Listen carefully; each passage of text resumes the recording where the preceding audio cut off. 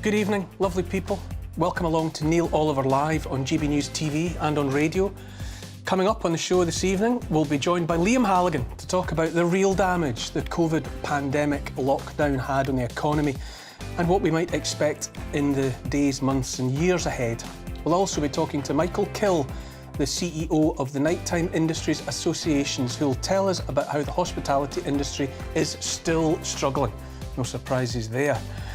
And we'll also be hearing about some rare and very beautiful maps detailing the defeat of the Spanish Armada, which are set to go on public display for the very first time. All of that, plus plenty of chat with my brilliant and lovely panellist, Tonya Buxton.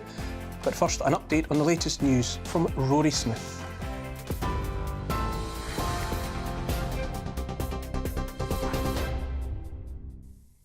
Thank you very much, Neil.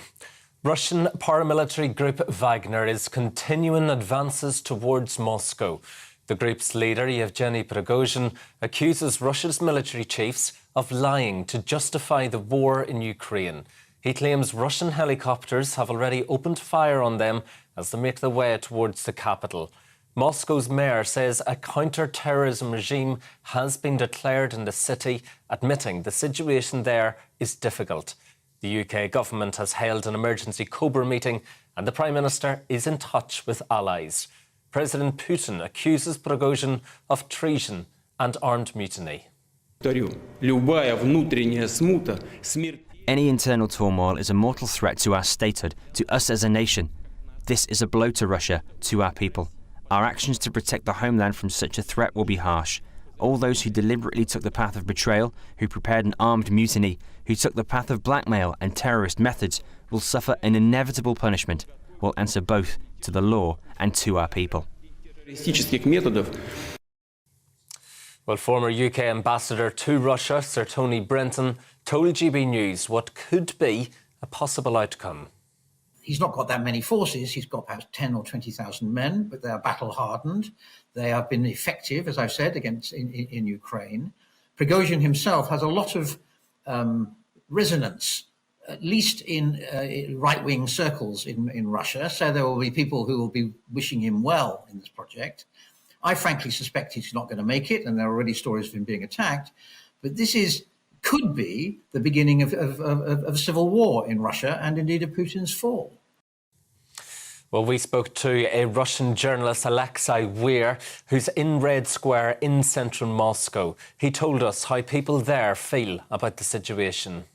There is no panic, but as you've said, the counter-terrorist operation regime has been declared, so there is extra law enforcement on the streets of Moscow. And it's an atmosphere of a tense anticipation, I would say. There is no panic, but it's pretty tense in the Russian capital right now. In other news this evening, a safety investigation is being carried out on the ship that launched the Titan submersible into the ocean. If you're watching on television, you can now see live pictures of St John's Harbour. That's where the Polar Prince arrived earlier today. Police and safety investigators are currently on board. 5 people were killed in the incident. The First Minister of Scotland says the next Westminster election should be used as a manifesto for an independent Scotland. Speaking at an SNP independence convention in Dundee, Humza Yousaf said that the route to Scottish independence is through the lawful and democratic process. Yousaf added that if the SNP wins that election, it will seek negotiations with the UK government to give democratic effect to Scotland becoming independent. A major water company is blaming more people working from home after the COVID pandemic for a new hosepipe ban.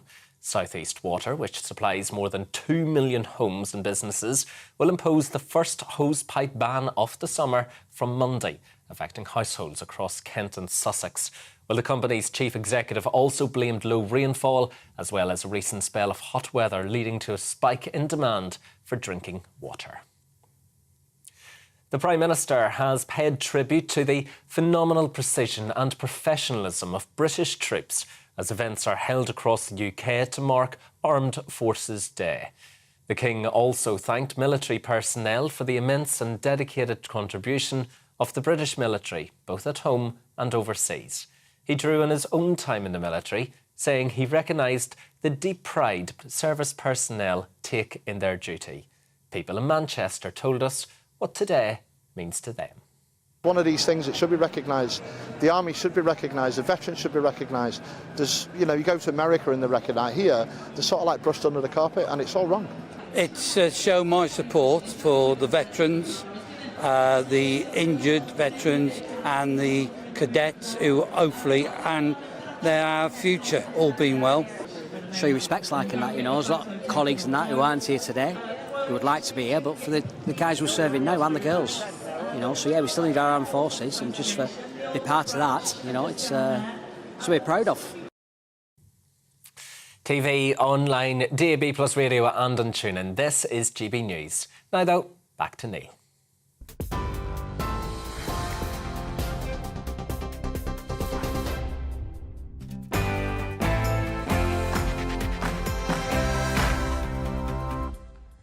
Any government, one that has set aside any notion of accountability to the people, any credible pretence of caring about the people in favour of serving the markets, banks and unelected, unaccountable transnational interests, can and surely will tell the people lies about things those people can neither see nor feel.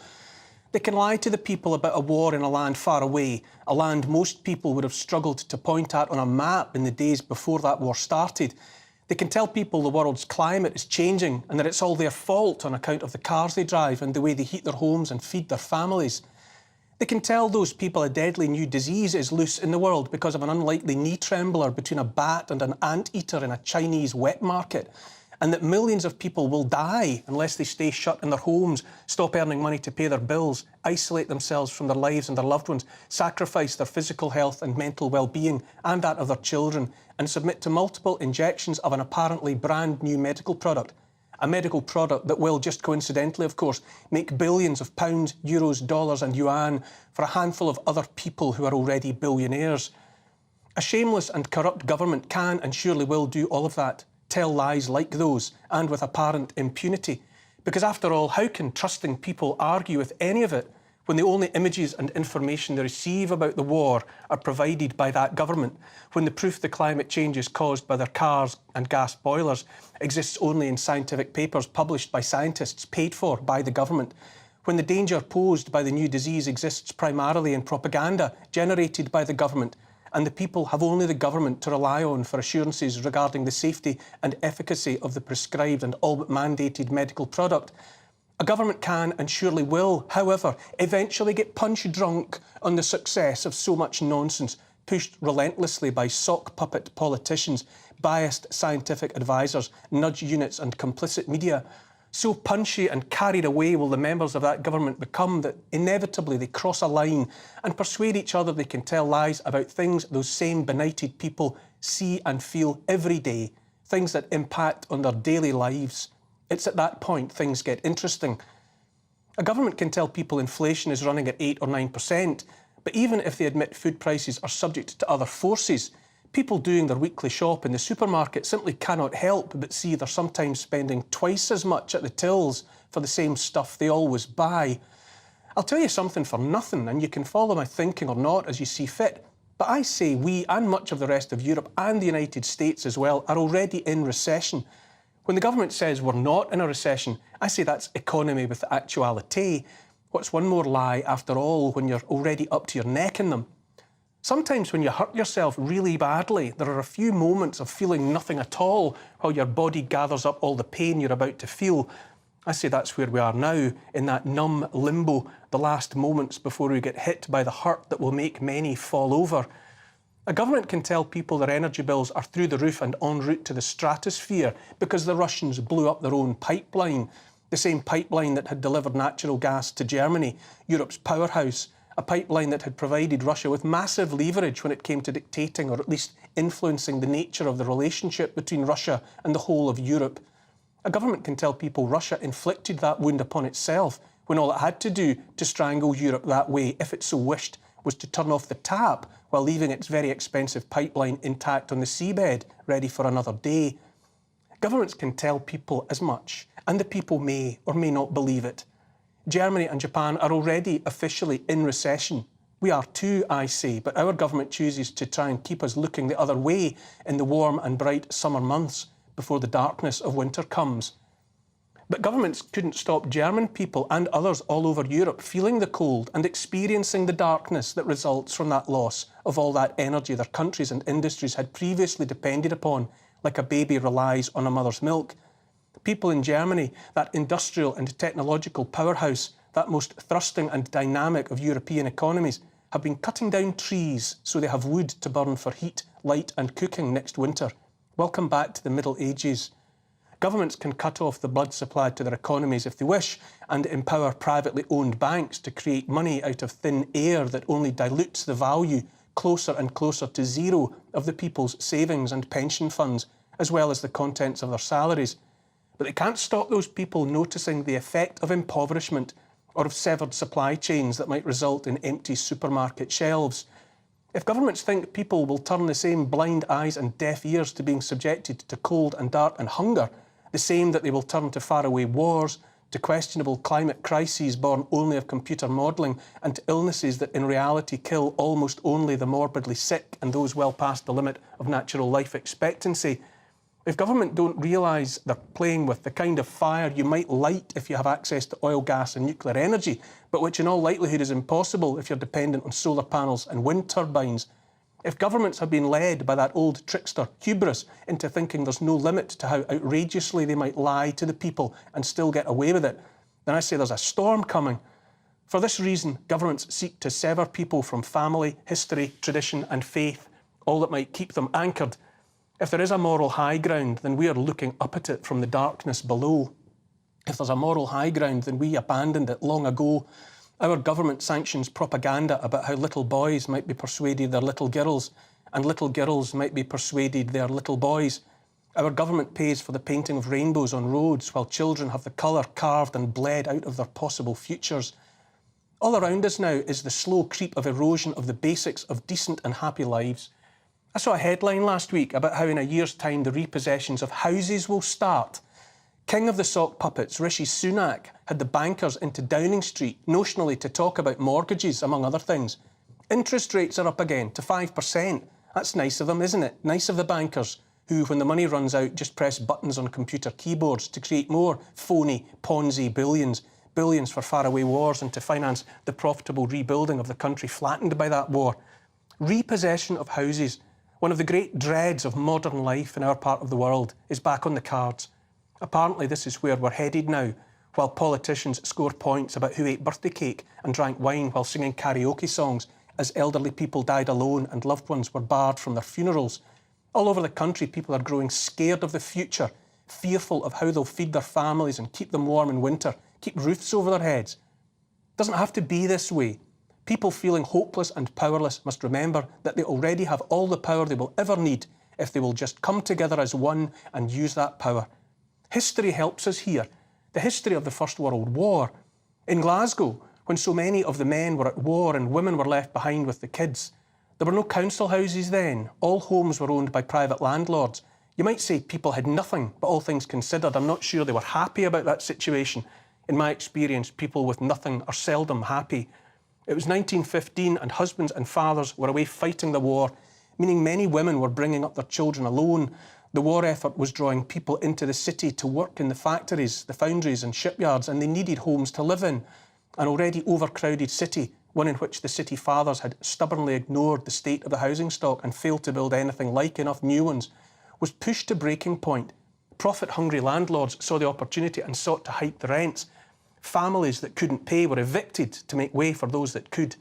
A Glasgow woman called Mary Barber organised a resistance movement, encouraging tenants to withhold their rent and coordinating protests outside any homes targeted for eviction.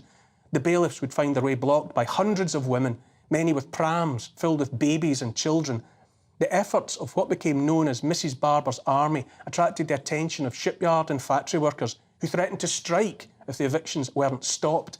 So effective was Mrs. Barber's rent strike, the Secretary of State for Scotland was forced to act, initiating the passing of a bill through Parliament that froze rents at pre-war levels.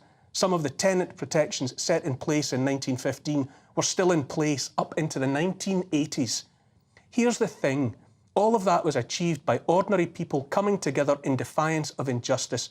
Rather than stand mutely by while their neighbours were thrown out onto the street, ordinary people, in the main women with their babies in their arms, stood up for each other and said no. That was all it took, and a national government was forced to accede to their demands. So many of us are sickened by the diet of lies we've been fed, but I say the latest danger is the relentless nudge to forgive and forget, to put it all behind us. I, for one, have no stomach for such a betrayal, the very suggestion that we brush under the carpet so much hurt, so much damage, for which no one has yet accepted responsibility.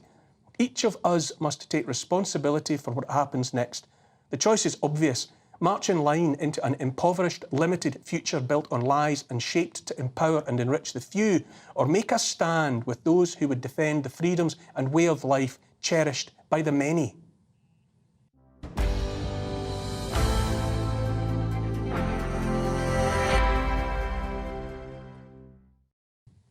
All of that's my opinion, of course, and you're free to disagree with me. Keep your tweets and emails coming all through the show. You can email gbviews@gbnews.com, and you can tweet me as well @gbnews, and I'll try to get to some of your comments later in the show if precious time allows. Joining me tonight, the author, columnist and presenter, Tonya Buxton. Tonya, it's lovely to see you. And I'm free to believe every single word you said because you speak the truth. You live in the real world where I live, and what do you see when you look out at people dealing with the day-to-day realities of the chaos and calamity that's been inflicted upon us? I'm seeing so much distress and depression. And panic, because people just don't know what to do. Exactly what you said about going into the supermarket, buying the basics, and it costing double what it cost you. Your mortgages are costing double, 3 times, 4 times, 5 times what you bargained for. Our electricity bills are through the roof. There is no way that any normal family can cope with this. You know, even if you're a teacher or a doctor, you cannot cope with this. It's wrong. Why do we have the highest cost of food and energy in all of Europe? Why? Our governments are failing us. They have lied to us, and they're not doing what they can to help us. They could lower so much. We don't need to be paying these taxes. Let me tell you that all of this is giving the government money. The energy rates, they give the government money. The food prices, they're getting taxes. So the government's just fine, and they're taking the money and trying to fix the mess that they did to us. Because what drives me mostly insane is we are in this mess because of lockdown. Can I say again? We're in this mess because of lockdown, because of what they did to us in lockdown. It's got nothing to do with Ukraine. It's got nothing to do with anything else. They gave loans to people that just took them and ran off. We had all the furlough money. We had to stay home. We had the civil services weren't working, so we lost billions of money in tax fraud, all of that. And we all know that we were locked down and our society was broken for something that did not harm us. They knew it didn't harm us. I don't care about the parties. I don't care about them at all. But what they prove is that they knew that this was not a virus that was going to kill people. They weren't scared. They were not scared at all. They were partying like there was no tomorrow. So they knew it was false.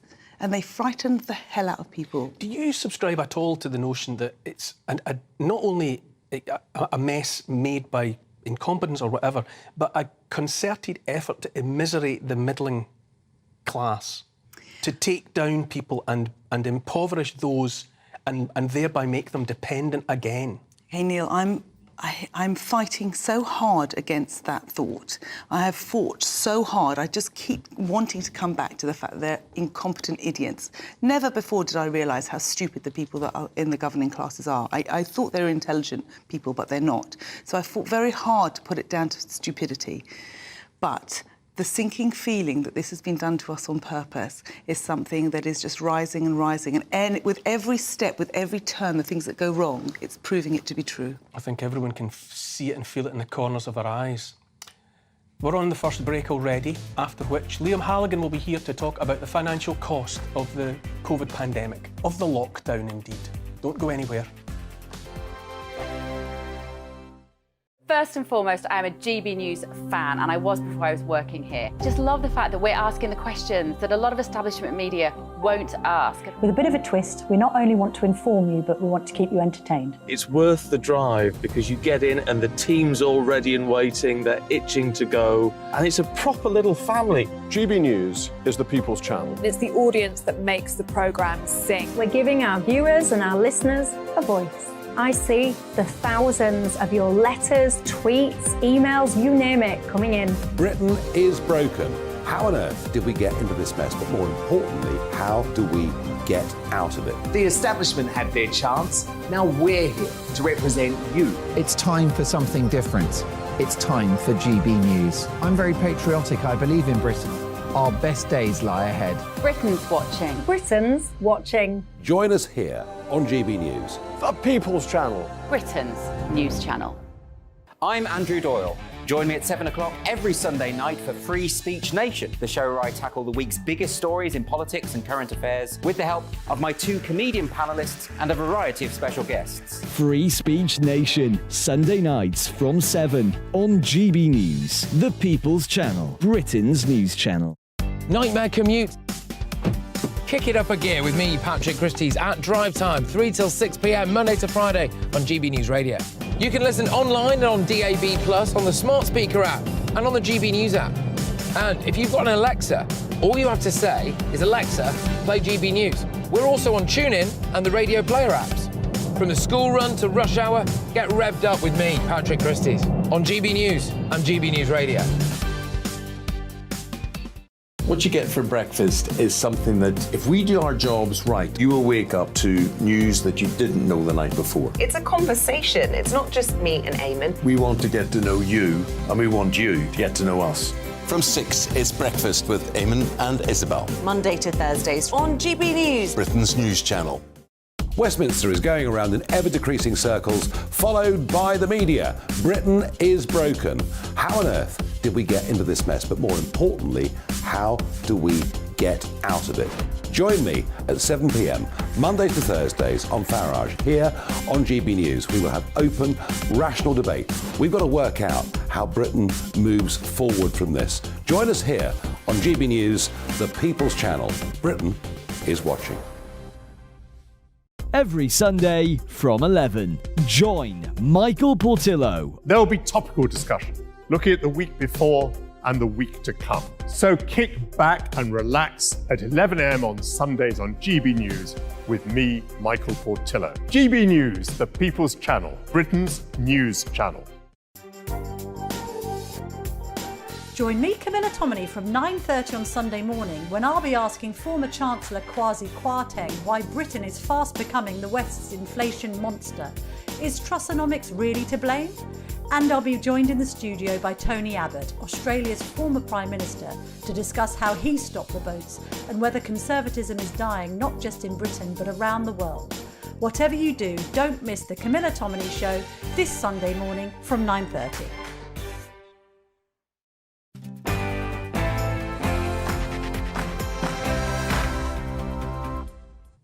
Welcome back, fellow travellers, to Neil Oliver Live. Now, it has seemed to me for the longest time that the key to our freedom lies in we, the tax-paying people, taking control of national matters financial. For centuries now, we've been at the mercy of banks run as private for-profit business, run by secretive, unelected and unaccountable bankers. My first guest tonight is my friend and fellow GB News presenter, Liam Halligan, to whom I go in search of the wisdom to point a way towards avoiding the financial disaster that seems to be looming over us like a tsunami. Hello, Liam. Neil, good to be with you. Good to have you. You're always more positive than I am. Indeed, the angel of death has a more positive outlook than I do. Throw me a line and pull me back from the brink. Well, obviously, interest rates went up sharply last week. The Bank of England raised interest rates for the 13th time in a row from 4.5% to 5%. And for a lot of people who fixed their mortgage 5 years, 3 years, 2 years ago, fixed rate deals, those fixed rates are now expiring and they're having to remortgage at much, much higher interest rates. They may have mortgaged at 1 or 2%. They're having to remortgage at 6 or 7%, which can lead to thousands more pounds extra in mortgage payments each year. For the average home-owning family, that's a pretty stiff increase in their outgoings. But to throw you a line that's more positive, this isn't 2008, Neil. This isn't the foothills of a global financial crisis. I don't think we're going to see a sort of systemic meltdown in financial markets anytime soon. But having said that, for some families who are remortgaging, and they'll generally be younger families in their 30s and their 40s, single people too, who have bought homes in good faith. They've ended up buying homes that have been very expensive because there's such a shortage of homes in this country, something I've written about a lot over the years. They will feel a lot of mortgage pain in the months and years to come.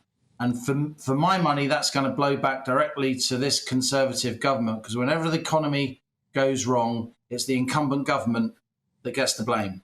Liam, do you foresee mass repossessions of homes? I mean, are we looking into a future where thousands of people, or more, or an order of magnitude more, lose their homes? You know, I always learn a lot from your monologues, Neil, as I'm sure lots of GB News viewers and listeners do as well, and that's why we tune in. The history of Mrs. Barber in Glasgow, where people power tried to stop evictions. You know, this is the first mortgage crisis that we've had in the age of social media. And I think if people are going to be evicted, if mortgage companies are doing repossessions, their neighbours and their friends are going to film those evictions, and they're going to get on social media, and the mortgage companies involved, which are often big banks and building societies, are going to get an awful lot of negative press. So I do think one of the good things about social media is that it'll make it harder to evict people. And anyway, I think in the vast, vast majority of cases, we're not going to get to that point. And indeed, I spent most of yesterday standing outside Downing Street while a mortgage summit was going on between Chancellor Jeremy Hunt and some of the big mortgage lenders, HSBC, Santander, Lloyds, Virgin, and all the rest of them. And they seem to have come up with some kind of deal whereby the mortgage lenders have promised, it's not a law, but they've pledged publicly that they will allow families, households that are in mortgage difficulties to extend the terms of their loan, to maybe shift from a repayment mortgage to an interest-only mortgage, maybe take repayment holidays as well. Crucially, Neil, without that affecting their future credit rating. So without that meaning that they'll have to pay more for their credit in the future once the immediate crisis is over. Now, if the banks deliver on that, if they deliver on that pledge, then I think we can keep repossessions to a minimum. And anyway, this is a spike in interest rates. This is a spike in inflation. But to throw you another positive line, seeing as it's the weekend, I do think, inflation's stubbornly high in the UK. It's currently more than double what it is in the US. It's 8.7% still in the UK. The May figure, which came out last week, was the same as the April figure. And that's really led to, turmoil on some financial markets. So that's higher by a factor of 2 than the US. But I do think inflation is going to start to come down quite soon. I've been saying that for a while, but when it does start to come down, it will come down quickly. So it may be that this spike in interest rates, this spike in mortgage payments is pretty temporary. Liam, but I can sense Tonya Buxton beside me here with something to say based on what you've been saying so far. They're going to get some help for people with homes, their mortgages, but these interest rates are killing business. And there's no lifeline. There's nothing being thrown to businesses. What do you think they're going to do about that? Because businesses are shutting down left, right and centre because they can't afford the interest rates. I think that's exactly right. Too often on media, we don't do enough on economics and business anyway, but we tend to ignore those small and medium-sized enterprises that are the lifeblood of our economy. They employ over half of us. They generate over half of our national income. They're over half of the economy, and many of them are suffering. Businesses tend, though, to have much longer-term loans than households. Businesses are often in quite a powerful position to negotiate. But you're right. it's not as if there's going to be much help for businesses. But look, they're not giving direct help to families, Tonya. Not even the Labour Party wants to sort of help people pay their own mortgages, because for many people renting, that will look like middle-class welfare. And, you know, homeowners, even though they may have a crash crunch, they're generally a lot better off than a lot of the rest of the population. Liam, can I just jump in? When you watch this, you've been watching this your sort of professional life, you've been watching this. Don't you just despair when you look at people who are supposed to be competent? Don't you just despair and begin to wonder if it's not incompetence, but choreographed impoverishment of a class? So what's got us into this mess in the first place, at the heart of this crisis, is a fundamental lack of housing in this country. We haven't built nearly enough homes, either to rent or to buy or for social housing. And for that reason, the people who are dealing with 6, 7, 8% plus interest rates on their home loans now are in a much worse position than a lot of people who were dealing with 15, 16, 17% interest rates back in the 80s and the early 90s. I get so many emails. I'm stopped on the street so often by people who, with all respect, are sort of 60, 65, and they say, oh, the kids of the today, they don't know they were born. We had 15% interest rates and we just saved more, and we didn't go on holiday, and we didn't eat avocado sandwiches like today's youngsters. If they reined in their horns and saved, they wouldn't be in any difficulties and they can buy homes. That's not how it is, Neil, because today's youngsters, they had to buy homes at a much, much higher cost, a much, much higher multiple of their average income than when I first bought a property in the 90s, or when some GB News viewers first bought properties in the 80s. So today's youngsters are paying more interest cost at 6 or 7% interest than people 20 years ago, 30 years ago were paying at 15%. So that's the fundamental problem. The lack of homes, which means a lot of people have got very indebted at 2 or 3% interest. So at 5, 6, 7, 8% interest, they're really going to feel the squeeze. And then on top of that, the kind of the tsunami of incompetence has really been, and it gives me no pleasure to say this, from the Bank of England. I was writing in my Telegraph column in late 2020, early 2021, when inflation was 1%. There is an inflation surge coming, because when we come out of lockdown, you're going to have a wall of demand, and you're going to have an economy that has been shuttered and held back. It will struggle to get back into gear. And the Bank of England kept saying, don't worry, old boy, inflation's transitory. We don't need to raise interest rates. It's fine. They were far too late to get going. And then when they did start raising interest rates, Neil, they were far too timid. And that's why, because the Bank of England was slow out of the blocks, these interest rate rises that we got now to try and get our arms around this inflation problem are much higher, and they will stay higher for longer, imposing more pain on mortgage holders, on businesses, as Tonya says, on the broader economy than would otherwise have been the case. I don't think it's coordinated, malicious gerrymandering of the economy. I just think it's straightforward hubris, arrogance, incompetence, and a lack of willingness to listen to, clever outside voices, people who don't go with the consensus all the time. We need out-of-the-box thinkers on that Monetary Policy Committee on the Bank of England. We need less groupthink. Liam, going to have to jump in just purely because the clock has ticked down. Thanks so much for your insights once again. You are much more positive than I am, but then if you were as negative as I am doing your job, you would have driven yourself insane long ago. Lovely to see you. We'll catch up again. Another break's upon us, after which we'll be chatting to Michael Kill, the CEO of the Nighttime Industries Association, who'll tell us how, in reality, this is translating to the hospitality industry. Are we at risk of losing our much-loved pubs, clubs and everything else that we value on the high street? Stay with us. Like all families, we have arguments every now and then, but actually we agree on what the mission of GB News is, and that's the most fundamentally important thing.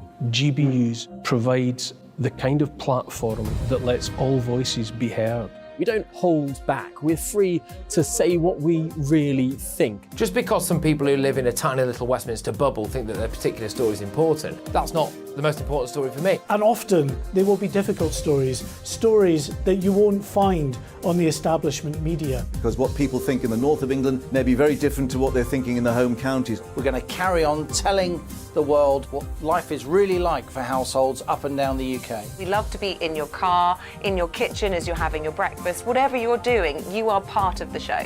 If it matters to you, it matters to us. Britain's watching. Britain's watching. Britain's watching. We're proud to be GB News, the People's Channel, Britain's news channel.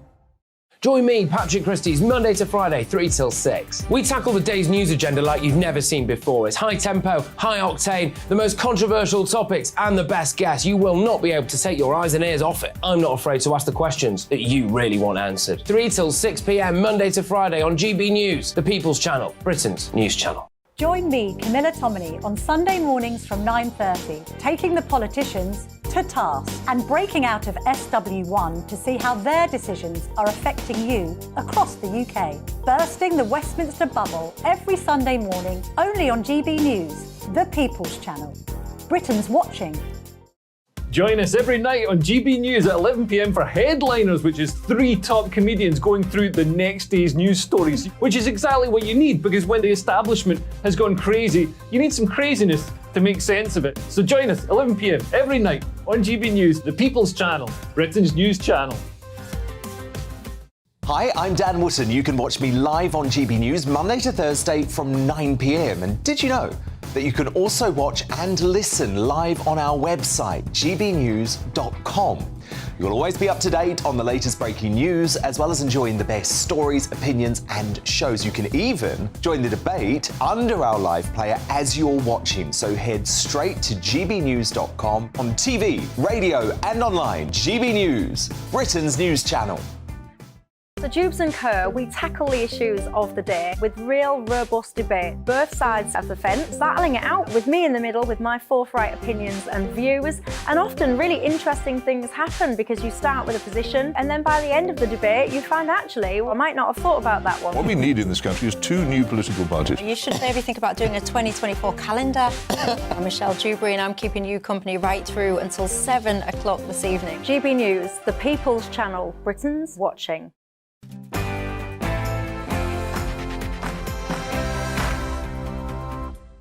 Welcome back to Neil Oliver Live. The cost of lockdown is with us for years to come. The insanity of shutting down the world in the face of something that was a threat primarily to the very old and the already sick took a terrible toll and continues to do so.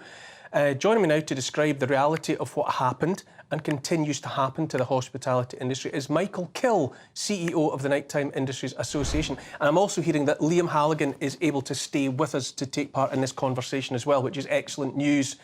Hello again, Liam, and hello, Michael. Hello again to you. Hi there.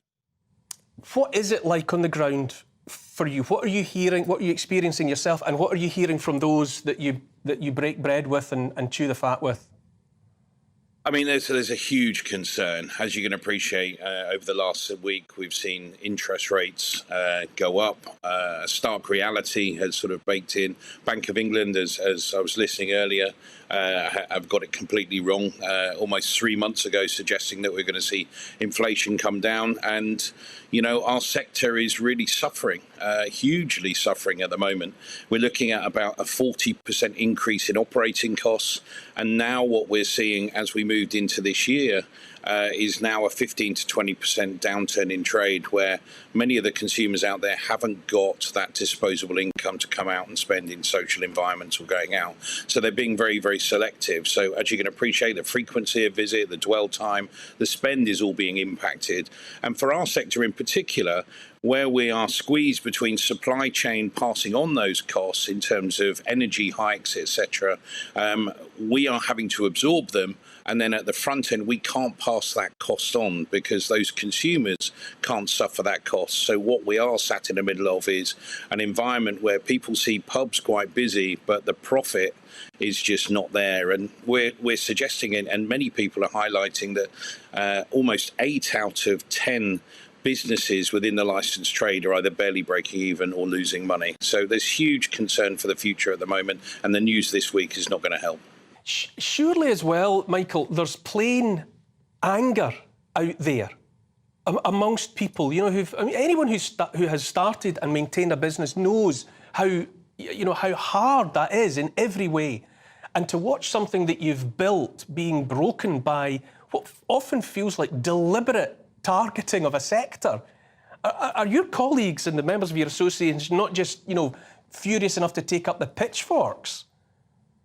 Well, I'll be really honest with you, it's getting very close at the moment. I think during the pandemic, we saw, many of the businesses like nightclubs marginalised and not supported, and there was definitely no scalable support in terms of those industries specifically. There was a huge piece of education that we had to do to really try to help the government identify and understand the categories of businesses that were out there. The hospitality sector is not just made up of pubs, restaurants, hotels, etc. You've got nightclubs, venues, activity centres, casinos. There's lots of different environments out there that have different scalable financial models. And, that was a really, really tough task for us. But without a doubt, there's anger and frustration. There's a huge loss in faith.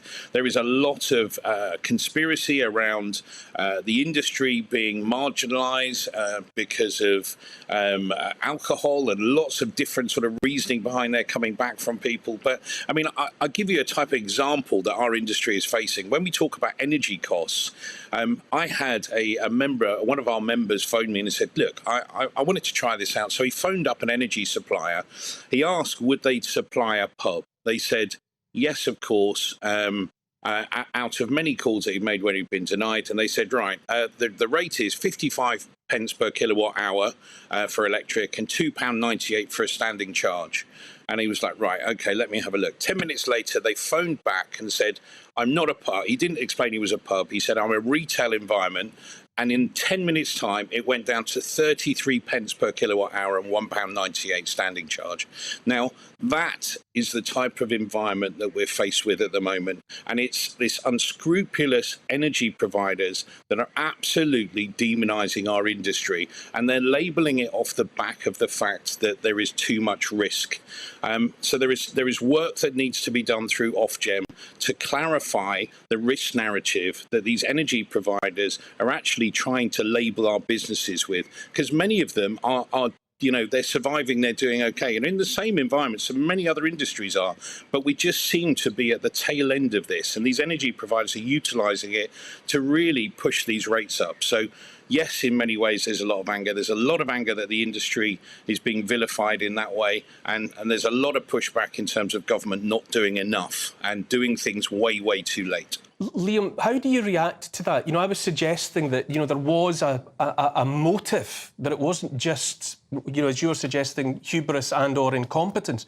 That there's anecdotal, but evidence of, a targeting, a takedown of a certain kind of business. I do think the energy companies are opaque and have got a lot to answer for in the way they treat different businesses differently. I've got a lot of respect for Michael Kill, not least because he articulates the case for a vital sector of the British economy. Hospitality is a tenth of our economy. It's a really, really important part of what we do. And a lot of the businesses that Michael and his colleagues represent, they haven't just had to deal with very high energy bills. They've had to deal with high food prices. I mean, food price inflation was still at 18% in the inflation figures last week. And of course, a lot of the businesses he's representing are restaurants and pubs that have to buy that food before they sell it on. Imagine if, the price of fish and chips in a pub went up instantly by 20%. The punters wouldn't be too happy. Then, of course, they got to deal with business rates and taxes on their premises if they rent them, even before they've made any money at all, or even taken any revenue. So there are lots of problems for the hospitality industry, and they don't get any help with their energy bills. And it's a vital part of the economy. The government says the minimum wage has got to go up. That's nice for workers at the sharp end. But again, it's the companies that pay that, not the politicians, not the government. And the hospitality industry is very labour intensive, of course.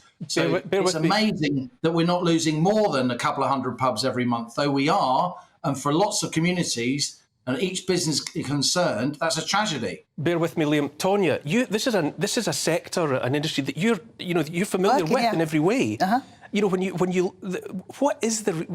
are you hearing anecdotally from your people who are still in that industry? Absolutely. I mean, one of the other things is it's not anecdotal. These low traffic zone areas, like what's going on in Haringey at the moment, or the ULEZ, which is stopping people coming into the area. So on top of being taxed and punished and paying left, right and centre, they're doing everything they can to prevent people coming into our businesses, into our restaurants, into our pubs, because no one wants to pay the ULEZ. These low traffic areas are putting up bollards everywhere.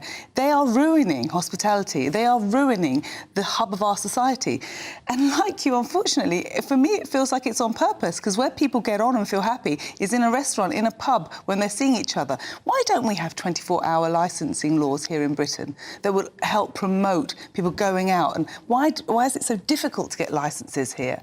They do everything they can to stop us having decent hospitality. Indeed, it doesn't feel, none of it feels, incompetence or hubris just doesn't cut it enough for me. I think it's just enough of a bigger conversation that we've run out of time again. Liam Halligan, Michael Kill from the Nighttime Hospitality Association.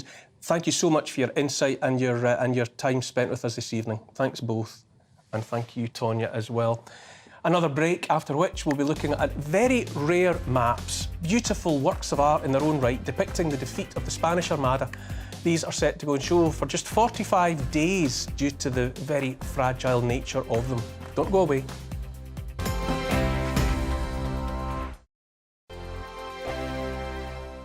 I joined GB News because I was sick and tired of not hearing my views being represented, not just mine, but so many people that I knew and spoke to. I just couldn't get my voice out there. I couldn't say anything, I couldn't do anything. Whatever the narrative was, I kind of had to follow it. GB News is there to provide a voice for those who have been ignored by the establishment media. We think different things, we've got a different style. GB News is here to be optimistic and positive about the future. It's real kind of dynamic and flowing, with the audience very much at the heart of it, like a big family.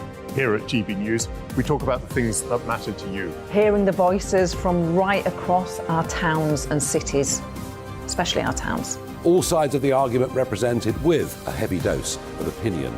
We're on a mission here to make a difference. And the GB News family really is here for you, and whatever time of day you can watch or listen. Britain's watching. Britain's watching. We're proud to be GB News. The People's Channel. Britain's news channel. Monday to Thursday, 9 p.m. till 11 p.m. Join me, Dan Wootton. I'll bring you the sharpest takes and hottest debates. Do you not believe in prison? I don't believe in prisons. I'm completely stunned. I guarantee you there'll be no spin, no bias, no censorship. I actually was personally quite offended by it. And no reason to go to bed. So I guess they've always been quite woke. That's Dan Wootton tonight on TV, radio and online. Monday to Thursday from 9 p.m. till 11 p.m. on GB News. The People's Channel, Britain's news channel. You've probably seen politicians interviewed 1,000 times, but we do it differently. We find out who they really are, we don't shout, we chat, and hopefully we bring a bit of light, not just heat. Did you know Kate Moss? Apparently.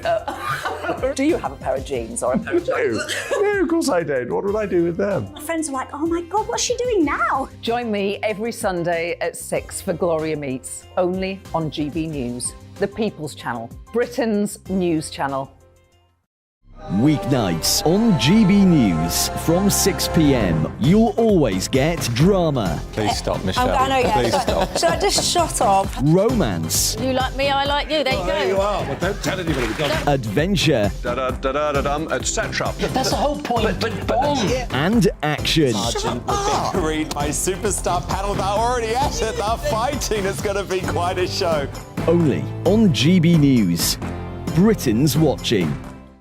In a world of dull and predictable radio and TV shows. Oh, hi. On Mark Dolan tonight, we've got big guests. We drill into the big stories of the day. The show adds up to a brilliant listening and viewing experience. Mark Dolan Tonight is the most entertaining current affairs show ever, and that's a fact. That's Mark Dolan Tonight, Friday, Saturday and Sunday from 9. Only on GB News, Britain's news channel.